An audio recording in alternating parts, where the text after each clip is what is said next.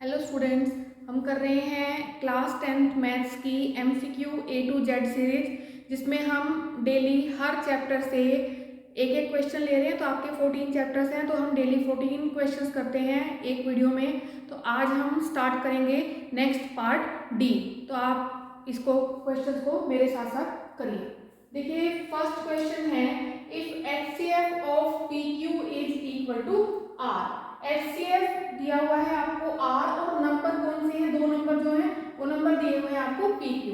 आपको निकालना है LCM of these two numbers PQ।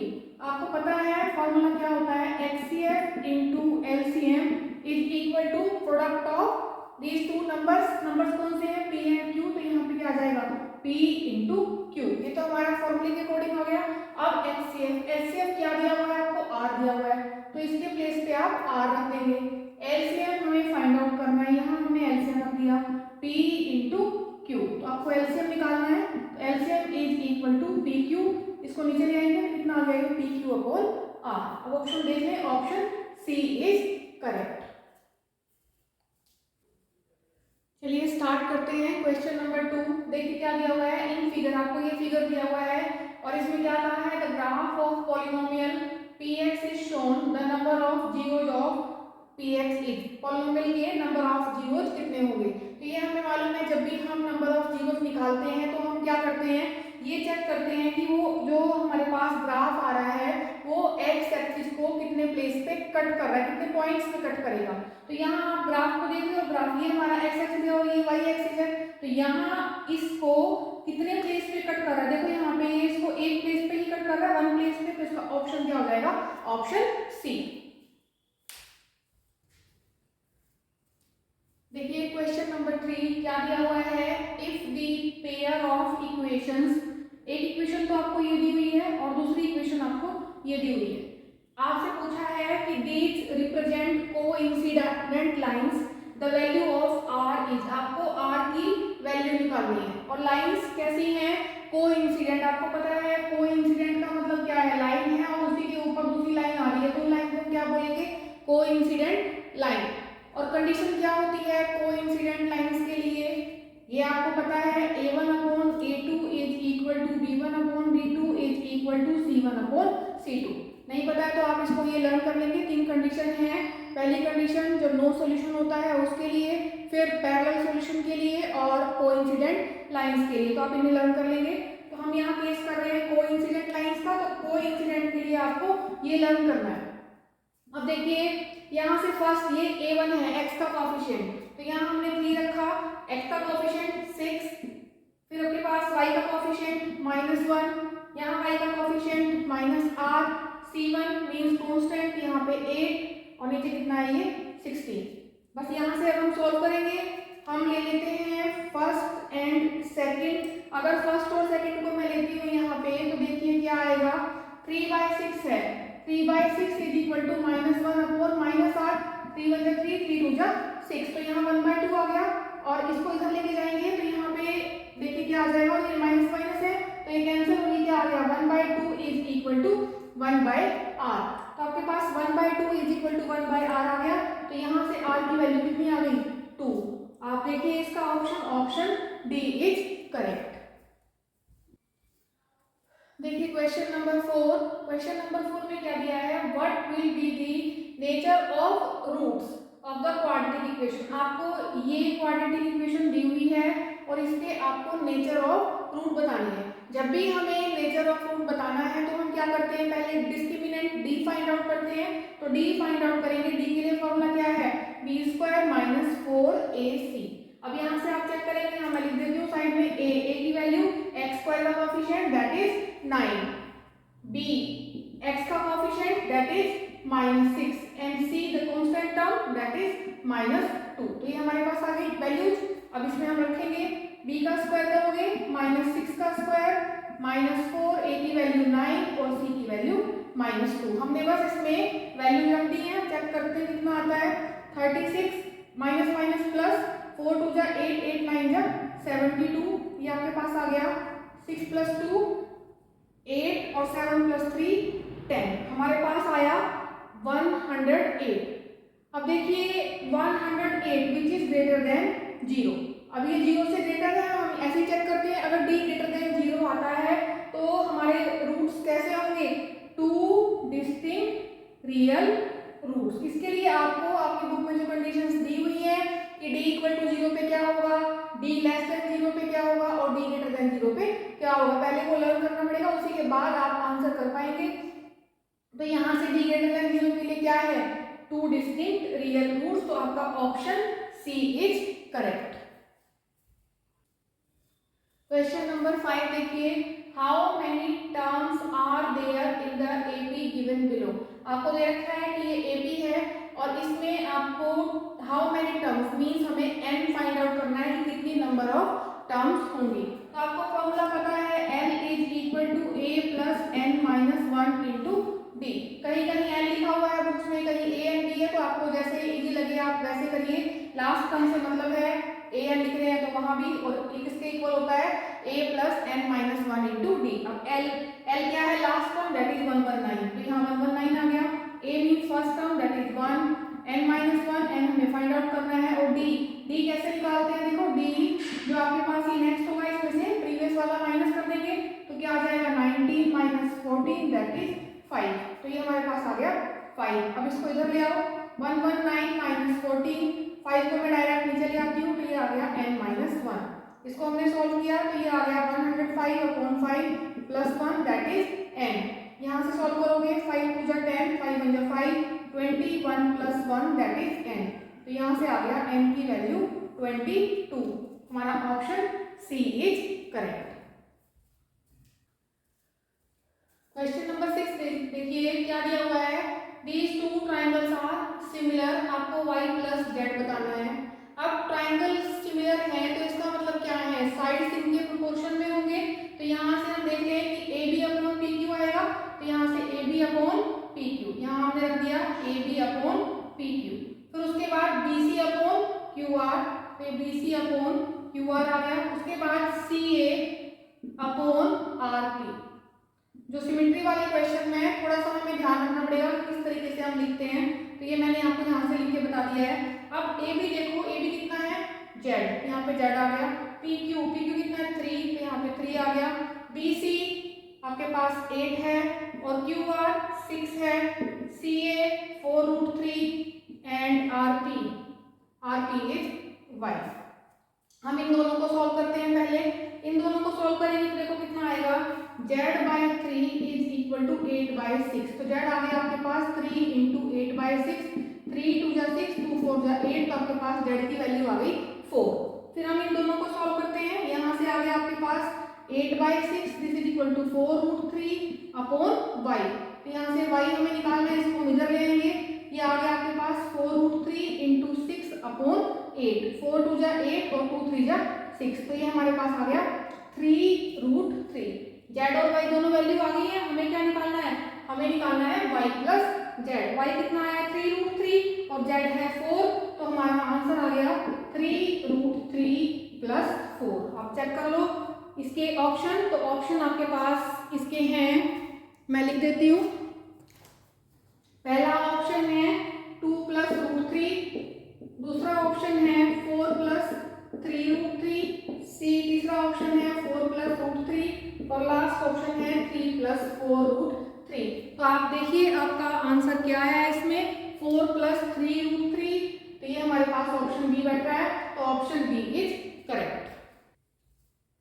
देखिए question number 7, the perimeter of triangle. अब पेरीमीटर ऑफ ट्राइंगल आपको निकालना है विद वर्टिसेस 0 4 0 0 एंड 3 0। तो हम इनको ले लेते हैं पॉइंट्स को, यहाँ मैंने ले लिया 0 0, फिर हमने ले लिया ये 0 4, फिर मैंने ले लिया ये 3 0, यहाँ कहीं है 3 0 हमने पॉइंट ले लिया, तो मैंने इसको ज्वाइन कर दिया।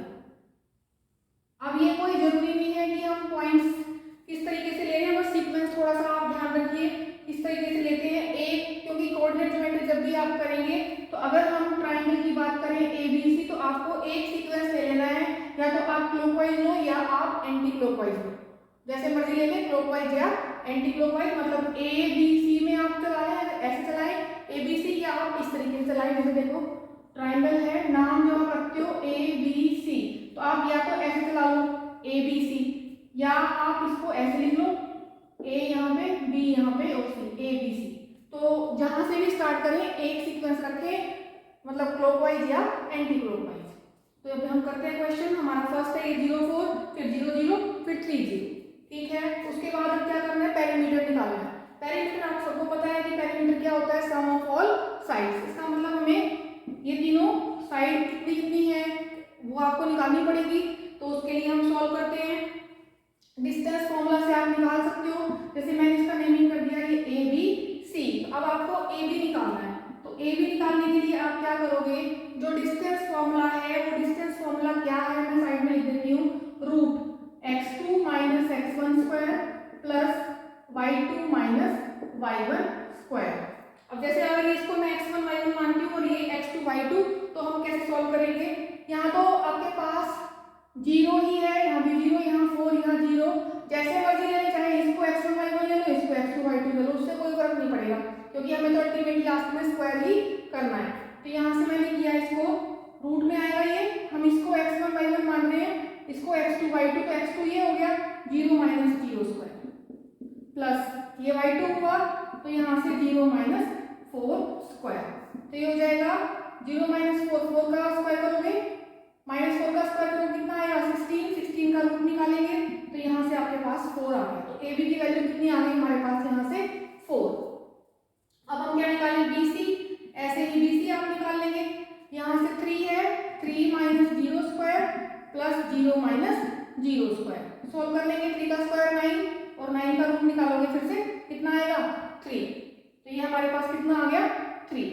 अब हम निकालते हैं AC, AC निकालेंगे तो देखो क्या आता है, AC निकालेंगे 3 minus 0 square plus x2 minus x1 कर रहे हैं ना, तो ये x1 y1 है, यहाँ पे जो भी लोगे आप x2 y2 हो गया ये, तो 3 minus 0 square plus 0 minus 4 square, ठीक है। तो यहाँ से क्या है देखो, 3 का स्क्वायर 9 और 4 का स्क्वायर 16, तो ये आपके पास आ गया 25, रूट निकालोगे तो आपके पास आ गया 5, तो यहाँ से क्या आ जाएगा ये 5। तो हमें तीनों साइड पता लग गई, तो अब हमें पेरीमीटर निकालना है, सबको प्लस करेंगे, 4 प्लस 5 9, 9 प्लस 3 12, तो आपके पास आंसर आ गया 4 प्लस 5 प्लस 3 दैट इज 12। 12 है आपका option C, option C is correct. चलिए स्टार्ट करते हैं क्वेश्चन नंबर 8। क्वेश्चन नंबर 8 में देखिए, if sin a plus cosec a is equal to 2, ये हमें दिया हुआ है, sin a plus cosec a is equal to 2। आपको क्या निकालना है, sin square a plus cosec square a, इसकी वैल्यू निकालनी है। तो यहाँ हमें देखने से ही डायरेक्ट पता चल रहा है कि हम स्क्वायरिंग ऑन बोथ साइड्स कर सकते हैं, तो वही करते हैं, स्क्वायरिंग ऑन बोथ साइड्स। हमने स्क्वायरिंग की देखो, तो ये क्या बन जाएगा, a प्लस बी का होल स्क्वायर, फॉर्मूला हमें पता है, ये क्या आएगा sin square a plus cosec square a plus 2 sin a cosec a, इसका स्क्वायर करेंगे तो कितना आया 4। अब देखिए यही टर्म हमें निकालनी है और यहाँ हमारे पास ये एक्स्ट्रा टर्म आ रही है, इसको हम कैसे खत्म करेंगे, देखिए ये आपके पास आ गया sin square a plus cosec square a plus 2 sin a। अब cosec a आपको पता है, cosec a को हम क्या लिख सकते हैं, 1 अपॉन sin a, तो यहाँ हम इसको लिख देते हैं 1 upon sin a, this is equal to 4। देखो ये कैंसिल हो गया, तो यहाँ से आपके पास क्या आ गया, sin square a plus cosec square a, this is equal to 4 minus 2 and 4 minus 2 is 2, तो आपके पास आंसर आ गया ऑप्शन बी इज करेक्ट। देखिए ये हम जो भी क्वेश्चंस कर रहे हैं इनको आप ध्यान से करिए। अब यहाँ अगर क्वेश्चन चेंज हो जाए, यहाँ तो पावर 2 थी, अगर यहाँ पावर 10 हो जाए, पावर 15 हो जाए, पावर 30 हो जाए, तो हम कैसे सॉल्व करेंगे, ये मैंने प्रीवियस वीडियो में कराया हुआ है, आप वहां से चेकआउट कर सकते हैं। Question number 9, what is the angle of elevation of the sun when the length of shadow of a vertical pole is equal to its height. Vertical pole, ये पोल हो गया और ये पोल की शैडो हो गई, ये पोल और ये पोल की शैडो।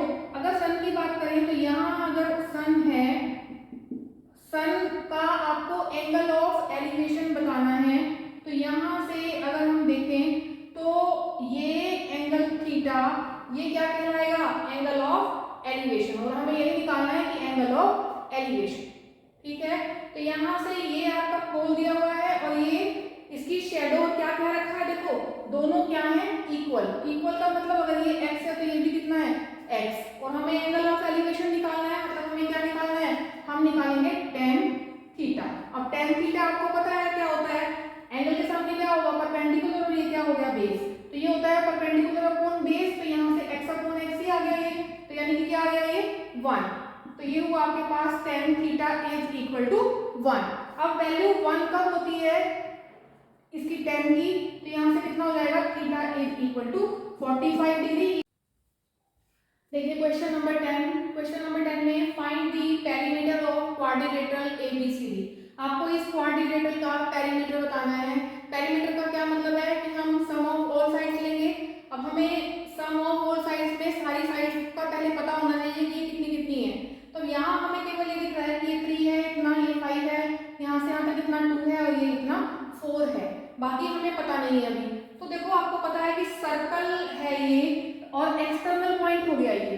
अब एक्सटर्नल पॉइंट से इसके ऊपर जो टेंजेंट आएगा, tangent from an external point to a length of tangent जो भी होगी, length of tangent from an external point to a circle are equal. देखिए किस तरीके से, अगर मैं ये सर्कल ले लूं और यहाँ से मैं पॉइंट लूं तो ये पॉइंट हो गया और यहाँ से ये इसके ऊपर लेंथ ऑफ टेंजेंट आ गया। तो जितना ये डिस्टेंस यहाँ से यहाँ तक होगा उतना ही डिस्टेंस यहाँ से यहाँ तक, मतलब अगर मैं इसको AB नाम दे दूं और ये B, तो AB किसके इक्वल है, AB के।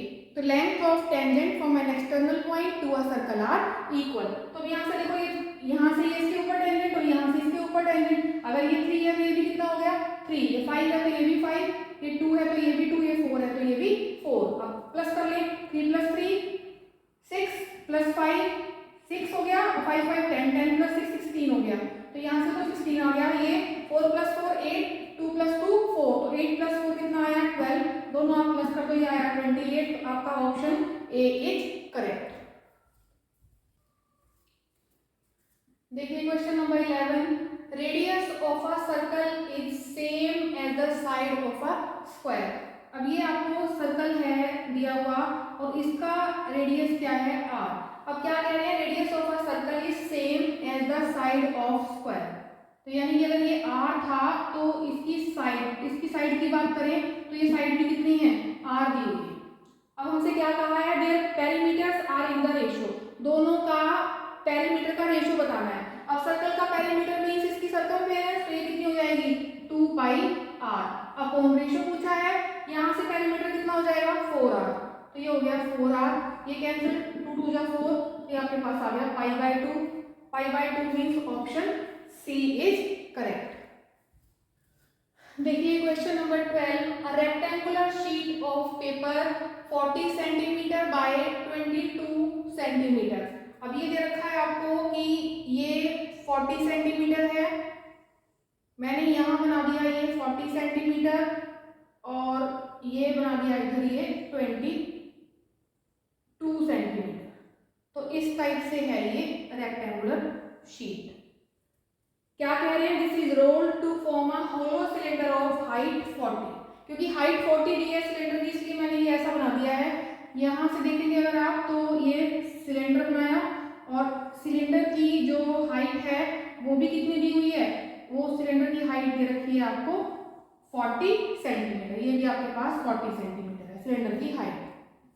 रेडियस ऑफ द सिलेंडर, आपसे पूछा है रेडियस ऑफ सिलेंडर। अब देखो ये जो पेपर था इसको रोल किया है और कैसे रोल किया है कि हाइट इसकी 40 रहे। जब ये हाइट 40 रहेगी इसका मतलब रोल कैसे कर रहे हैं, इसको ऐसे रोल कर रहे हैं, 22 के अलोंग रोल कर रहे हैं। तो जो 22 के अलोंग इसको रोल करेंगे तो ये कितना हो जाएगा, मतलब ये एक सर्कल का फॉर्म ले लेगा।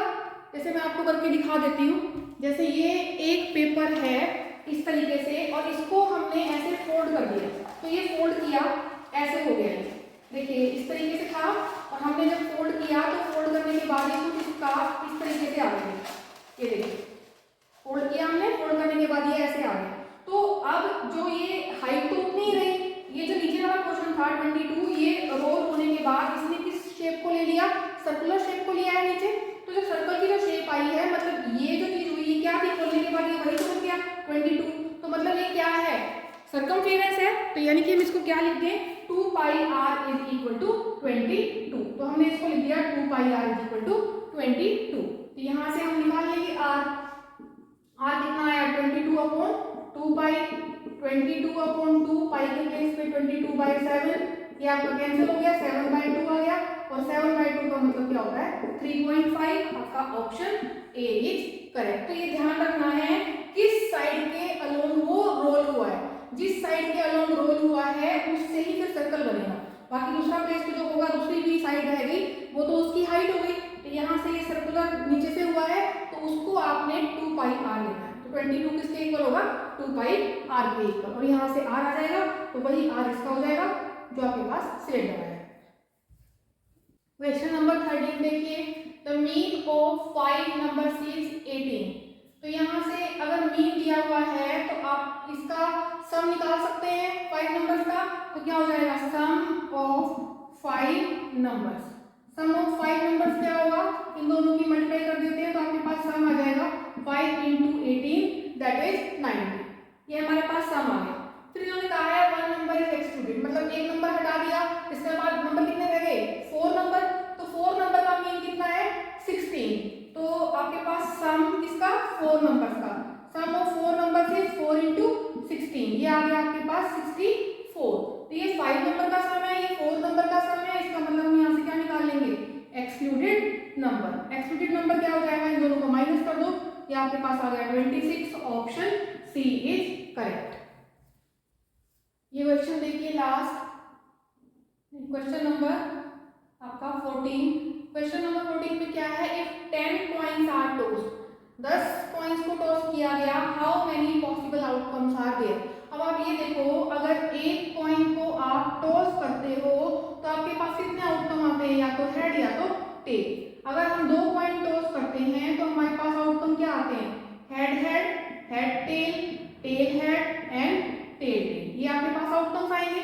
तो हम क्या देख रहे हैं यहाँ से, अगर एक कॉइन है तो आपके पास एक कॉइन को टॉस किया है तो 2 आउटकम आ रहे हैं, और 2 कॉइन को आउटकम टॉस करते हैं तो आपके पास आउटकम कितने आ रहे हैं, 4 आ रहे हैं। तो यहाँ से अगर हम 10 कॉइन्स को टॉस करते हैं तो आपके पास आउटकम्स कितने होंगे। तो इसके देखिए कितना आया, इसके लिए आपके पास 2 की पावर 1 हुआ, 2 हो गए, इसका मतलब यहाँ से कितना आ रहा है 2 की पावर 2, यानी कि 4 आउटकम्स। जब हमसे ये 10 कॉइन्स की बात कर रहा है तो ऑप्शन क्या आएगा, 2 raised to power 10। तो आपका ऑप्शन हो जाएगा ऑप्शन सी इज